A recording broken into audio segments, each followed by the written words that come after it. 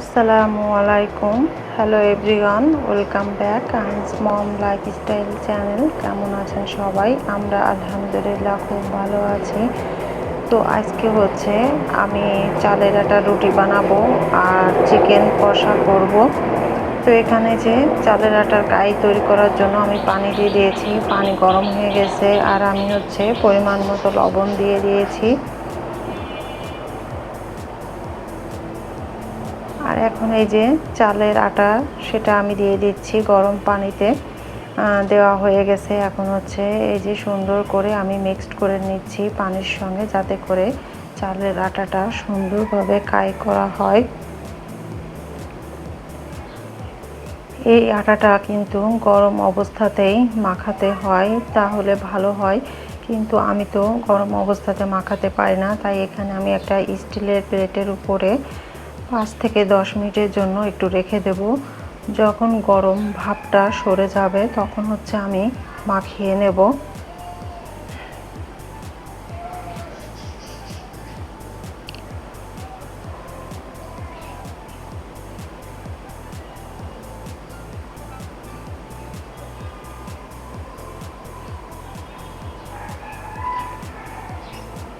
তো এই যে দেখতে পাচ্ছেন আমি কিন্তু এখন এই যে মাখিয়ে নিচ্ছি, গরমটা চলে গেছে।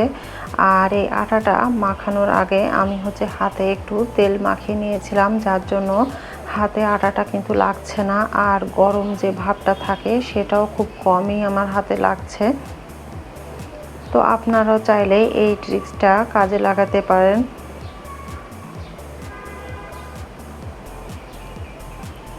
তো আমার আটাটা মাখিয়ে নেওয়া শেষ। এখন হচ্ছে আমি চিকেন কষাটা করে নেব। তার জন্য আমি আগে এই যে এলাচ, তারপরে হচ্ছে জিরা আমি একটু টেলে নিচ্ছি। আর এই মশলাটাই হচ্ছে আমি মাংস রান্নার জন্য ব্যবহার করব। তো আমার টেলে নেওয়া হয়ে গেছে, আমি একটা সাইডে নামিয়ে রাখলাম। আর এখন হচ্ছে যে তেল দিয়ে দিয়েছি। আর কড়াইয়ে তেল দিয়ে আমি একটু আয়ন বাবার কাছে এসেছিলাম, মানে আয়ন বাবার রুমে হচ্ছে কার্টুন দেখতেছিল। তো আমি মাঝে মাঝে রান্না বান্না করি আর ওকে দেখে যাই যে ও কী করতেছে, ছোট মানুষ তো। তো আসছি আর এসে দেখি আমার কড়াইটা এরকম লাল হয়ে গেছে। তো যাই হোক, এই যে আমি মাংসটা ভেজে নিয়েছি আর এখন হচ্ছে সব মাংসগুলো আমি তুলে নিচ্ছি। মাংস ভেজে নিয়েছি আর এখন হচ্ছে আলুগুলোও ভেজে নেব। মাংস রান্না করার ক্ষেত্রে আলুটা একটু ভেজে নিলে কিন্তু ভালো হয়। তো এখানে আমি একটু লবণ আর হলুদ দিয়ে এখন হচ্ছে আলুটাকে ভেজে নিচ্ছি। তো আলুটা ভাজা হয়ে গেছে, আলুটাকে আমি যে তুলে নিলাম। আর আজকে মাংসটা আমি একটু অন্যরকমভাবে রান্না করতেছি। অন্যদিন তো পেঁয়াজ বেরেস্তা করে রান্না করি, তো আজকে হচ্ছে সব মশলা একসঙ্গে পেস্ট করে নিয়েছি, পেঁয়াজটাও পেস্ট করে নিয়েছি। নিয়ে এখন এই যে তেলের মধ্যে দিয়ে দিয়েছি। এখন পরিমাণ মতো লবণ দিয়ে দিচ্ছি, হলুদ দিয়ে দিচ্ছি পরিমাণ মতো, মরিচের গুঁড়া দিয়ে দিচ্ছি পরিমাণ মতো, 2টা তেজপাতা দিয়ে দিলাম, লবঙ্গ দিয়ে দিলাম 3-4টার মতো। এখন হচ্ছে আমি সব কিছু একসঙ্গে সুন্দর করে কষিয়ে নেব।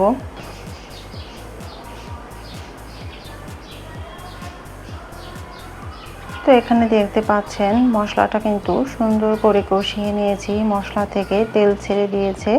অতএব আমার মশলাটা সুন্দর করে কষিয়ে নেওয়া হয়ে গেছে। আমি একসঙ্গেই আলু এবং মাংসটাকে মশলার সঙ্গে কিছুক্ষণ কষিয়ে নেব।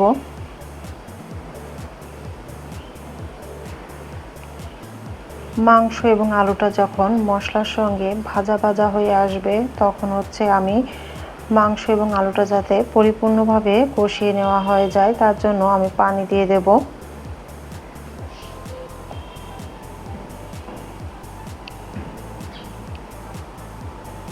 এখন দেখতে পাচ্ছেন আমি কিন্তু মাংসটাকে সুন্দর করে মশলার সঙ্গে কষিয়ে নিয়েছি। এখন হচ্ছে আমি পানি দিয়ে দিচ্ছি।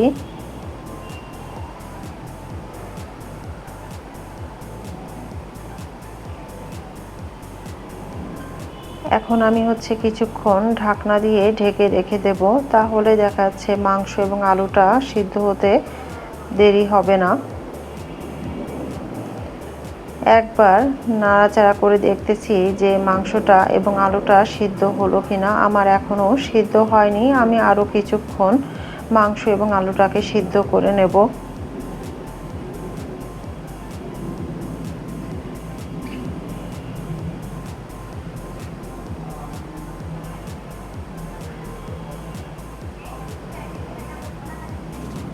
মাংস এবং আলুটা সুন্দরভাবে সিদ্ধ হয়ে গেছে। এই যে আমি দেখতেছিলাম যে আলুটা সিদ্ধ হয়েছে কিনা। হ্যাঁ, আলুটাও সিদ্ধ হয়ে গেছে। তো এখানে হচ্ছে আমি ঝোলের জন্য ফুটান্ত গরম পানি দিয়ে দিচ্ছি। আর আমি তো অলওয়েজ রান্নার ক্ষেত্রে গরম পানিটাই ব্যবহার করি। তো এখানে হচ্ছে আমি পরিমাণ মতো পানি দিয়ে দিলাম। 3-4 মিনিট আমি জাল দিব। তারপর হচ্ছে আমি গরম মশলা পাউডার দিয়ে তরকারিটা নামিয়ে নেব।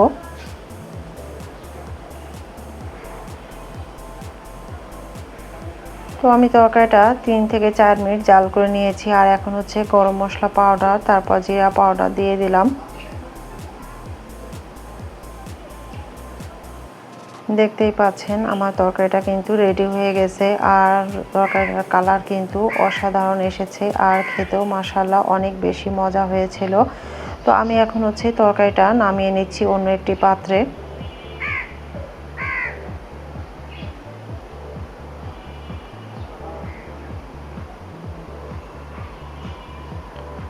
তরকারির কালারটা কিন্তু জাস্ট ওয়াও এসেছে, তাই না? আর এখন হচ্ছে আমি রুটিগুলা তৈরি করে নেব।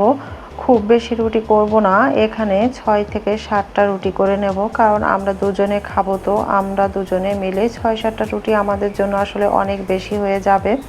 তো যাই হোক, এখন হচ্ছে আমি এক এক করে রুটিগুলো বেলে নেব।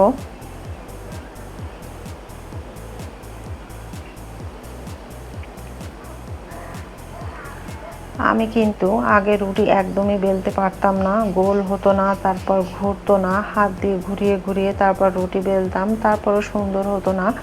কিন্তু আসলে সব কিছুই না করতে করতে হয়ে যায়। আমরা যাই পারি না কেন বারবার করতে থাকবো, তাহলে ইনশাল্লাহ আমরা পেরে যাব। এই যে আমি আপনাদেরকে দেখাচ্ছিলাম যে আমার এখন রুটিগুলা গোল হচ্ছে এবং ফেটে যাচ্ছে না। আগে কিন্তু আমি রুটির কাইও তৈরি করতে পারতাম না, ফেটে যেত রুটি তৈরি করতে গেলে। তো এই যে রুটি বেলে নিয়েছি, আর এক এক করে এখন সবগুলো রুটি বেলে নেব আমি।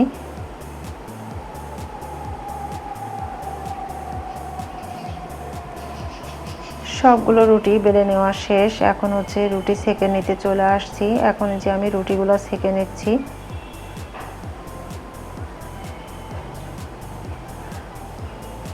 আজকের রুটিগুলা মাশাআল্লাহ অনেক বেশি সুন্দর হয়েছিল। প্রত্যেকটা রুটি কিন্তু অনেক সুন্দর করে ফুলেছিল।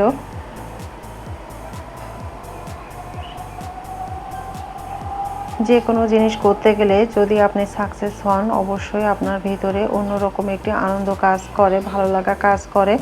কার কি হয় আমি জানি না, আমার কিন্তু অনেক বেশি ভালো লাগে। তো যাই হোক, এই যে রুটি সেঁকে নিয়েছি, আর আমি হচ্ছে একটা পাত্রে তুলে নিচ্ছিলাম রুটিগুলা। তো এখন হচ্ছে আমি আরও একটা রুটি দিয়ে দিয়েছি, আর এই রুটিটাও দেখুন কি সুন্দর ফুলকো ফুলকো হয়েছে। সবগুলো রুটি সেঁকে নিয়েছি। এখন আপনাদের সঙ্গে আমার রান্নার ফাইনাল লুকটা শেয়ার করব। তো এখানে তো যে চিকেনটা রান্না করে নিয়েছি, আর এখানে সবগুলো রুটি আমি সেঁকে নিয়েছি। আর এই যে দেখতে পাচ্ছেন, আয়ন বাবার জন্য তো আমি প্রতিদিনই একটু করে ভাত রান্না করি, কারণ ওকে শুধু আমি রাতে ভাত খাওয়াই, আমরা রাতে ভাত খাই না। তো এই ছিল আজকের মতো আমার রান্না বান্না। আর এখন হচ্ছে রাত প্রায় 1টা বাজে। তো আপনাদের ভাইয়া বাসায় এসেছে, আর আমি এখানে হচ্ছে খাবারটা রেডি করে নিয়েছি। এখানে রুটি করে নিয়েছি, আম কেটে নিয়েছি। তো এখন হচ্ছে আমরা রাতের খাবারটা খেয়ে নেব। আমার আজকের ভিডিওর কোনো অংশ যদি আপনাদের কাছে ভালো লেগে থাকে, প্লিজ একটা লাইক দিয়ে দেবেন। আর ফ্রেন্ডস অ্যান্ড ফ্যামিলির সাথে আমার ভিডিওটা শেয়ার করে দেবেন। তো এই ছিল আমার আজকের মতো ব্লগ ভিডিও। সবাই ভালো থাকবেন। আল্লাহ হাফেজ।